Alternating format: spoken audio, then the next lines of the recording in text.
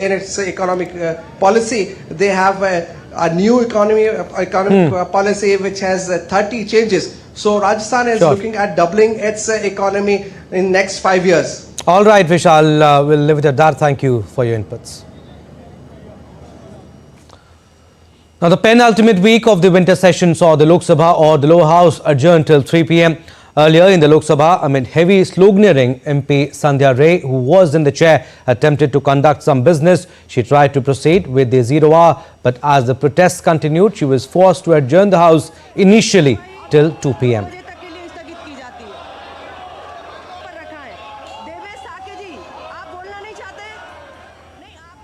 In Rajya Sabha or the upper house, the Banking Laws Amendment Bill is on agenda. The Rajya Sabha was adjourned till 2 p.m. minutes after the House reconvened at 12 noon.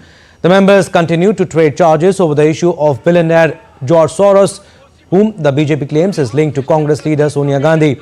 Despite attempts from the chairman to proceed with the agenda for the day, the House stands adjourned as the members resorted to sloganeering.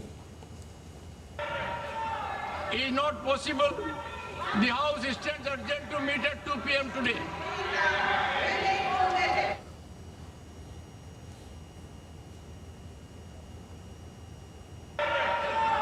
It is not possible.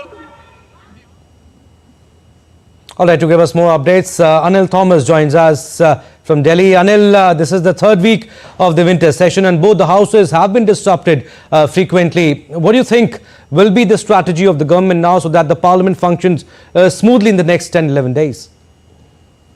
Well, good afternoon, Abhishek. Well, that's been the cause of concern. If one takes a look at this penultimate week of parliament, many expected it to be, somewhere in between week 1 and week 2 of parliament that we have seen. Week 1 was totally disrupted due to disruptions that the opposition managed to create. But then week 2, the government did manage to do some transaction of business, especially 4 bills that were, in both parliament that were discussed, deliberated, and passed with the government, getting the numbers needed through the voice vote there, these bills getting passed. But this particular third week has started on a very, I would say a mixed bag for the government and for the opposition. Is generally a lot of sloganeering that the opposition has been doing.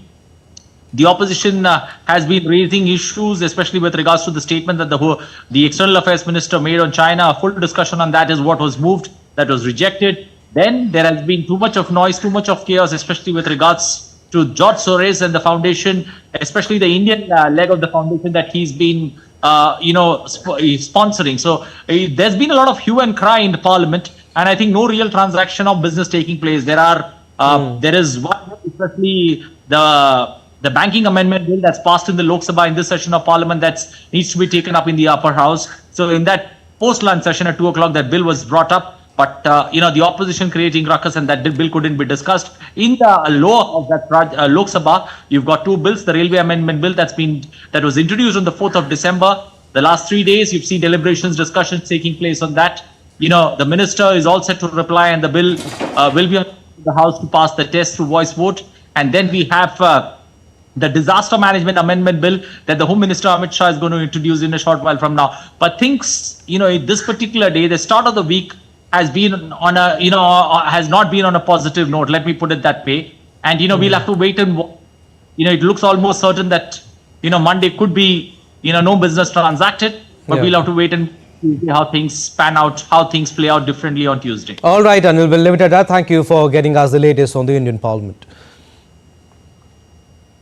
Moving on, India's Defence Minister Rajnath Singh is visiting Moscow, during which he will commission the Indian Navy's latest multi-role stealth guided missile frigate INS Tushil at Yantra Shipyard, Kaliningrad. Chief of the Naval Staff Admiral Dinesh K. Tripathi will accompany Rajnath Singh for the commissioning ceremony. Besides, on Tuesday, Rajnath Singh, along with his Russian counterpart Andrei Belousov, will co-chair the 21st meeting of India-Russia Intergovernmental Commission on Military